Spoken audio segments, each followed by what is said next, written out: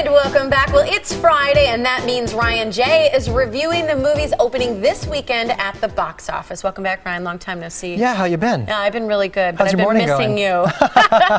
And this is exciting because everybody's looking for a good movie when it's cold outside. You want to do some things inside. What's going on this weekend? We're starting with Jack the Giant Slayer. Yes, and we're continuing the onslaught of fairy tale movies. You know, we had Hansel and Gretel, witch hunters, and this is Jack the Giant Slayer. And so it seems like Hollywood wants to take fairy tales and make them really edgy. Okay. So this one I was a little surprised by in the sense that it's not a direct adaptation of Jack and the Beanstalk. He's not going up the beanstalk and bringing down, you know, a goose that lays golden eggs or a harp or trying to enrich his mother's life. There's not even a mother in this movie. He's instead going up the beanstalk to face an entire community of angry giants who have a bone to pick with his hometown, and he's trying to save the town's princess. Okay, now is this a kids movie or is this adult movie? Well, surprisingly, it's PG-13, but I didn't learn that until I walked out of it, and I would have sworn it was a PG movie. I don't know how. It looks PG. Yeah, it's. I mean, these are giants that pick their nose and fart, and the humor's kind of juvenile. So to me, it feels really PG. So I would like it. You'd love it. It's your new favorite movie. So who's in it, and did you like the actors? I did. Nicholas Hoult is Jack, and he was most recently playing the zombie in Warm Bodies, but I actually much prefer him in this movie. Okay. And it also co-stars Ewan McGregor, and there he is, and Stanley Tucci. Love them both, and they're fantastic. They certainly up the ante of this film.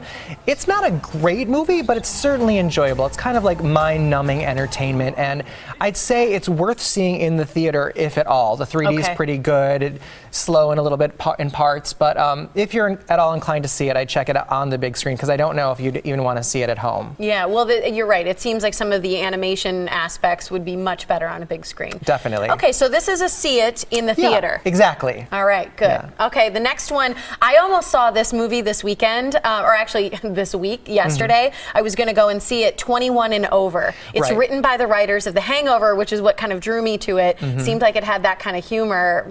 What do you think? This is a movie you will like. Really? Yeah. Okay, I should have seen it. You should have. You love comedy, you love to laugh, and this is actually a good comedy. I actually laughed out loud several times, and I like that, because how many comedies have we seen where we don't laugh, and there's such a I laughed at the trailer. Yeah, it's great.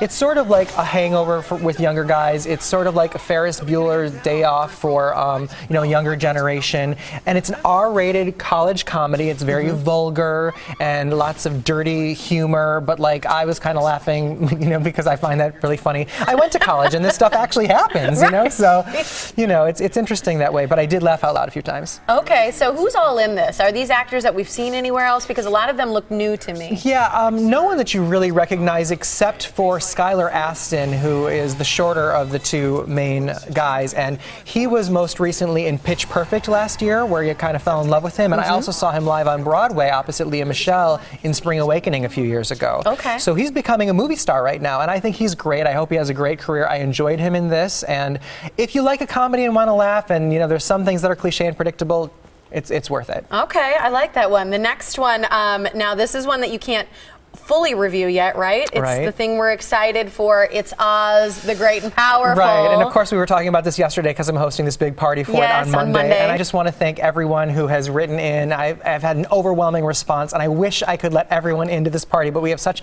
a limited amount of tickets and seats. So, but still, thank you all for writing in and passionately telling me about your love for Oz. I share it. But anyway, right now I want to share with you some of my interviews with some of the director and Zach Braff, who voices the winged monkey in the film, who I got to speak with a couple weeks ago in Hollywood. So let's take a look at those interviews. You can have a nice pile of bananas, all right? Bananas. Oh, I see. Because I'm a monkey, I must love bananas, right? That is a vicious stereotype. You like bananas? Of course I love bananas. I'm a monkey. Don't be ridiculous. Most of your filming in this was voicing a CGI character. You still creatively filmed that and got to walk on the yellow brick road. Yeah. So what kind of a rush was that to be on a film set walking on the yellow brick road? It was so surreal. I mean, I thought when I got this job it was just going to be blue screen stuff, but Sam built these ginormous sets, so I got to actually stand on the yellow brick road, be in the forest. I mean, some of these crazy sets you can see behind me, they were actually built, and so that was just so cool. You dare escort that oaf in here and allow him to climb on the hallowed throne? And why not? He is the wizard. The wizard, or so he says. Did it not occur to you that he might be an imposter? A lot of people have attributed The Wizard of Oz as the first American fairy tale. Why does Evanora have an English accent? Well, Oz is such a grand place that I'd hate to assume that everybody spoke the same. There's different types of peoples. There's Winkies that are 7 foot tall, there's Munchkins, there's Tinkers, there's Quadling people. So there's so many vast styles of peoples, I felt it would be natural that there could be different dialects as well. At any point did you consider making this a musical? I thought about it once or twice, but then I reminded myself we're not remaking The Wizard of Oz. We're making an original story inspired by Baum's work that serves as a prequel to the Wizard of Oz story. God, I was in heaven right there. I'm just sorry. I believe it. I think that's a really great moment where he said, you know, we're not remaking The Wizard of Oz, and it kind of gives us a little idea what to expect. I know you can't review it yet. You're going to be biting your tongue until next week when you're sharing with us the big interviews with James Franco and Mila Kunis. And then we'll finally be able to give you my full review of the film, and we'll talk about only that next week. So, all right, it's going to be fun, but you got to wait for it one more week. In the meantime, you can like Ryan on Facebook, follow him on Twitter for his full movie reviews. Check out his website, ryanjreviews.com. He's got great pictures from the Oz premiere in LA, so definitely find him online. It's so fun to see. Oh, thanks, Tiff. Yeah.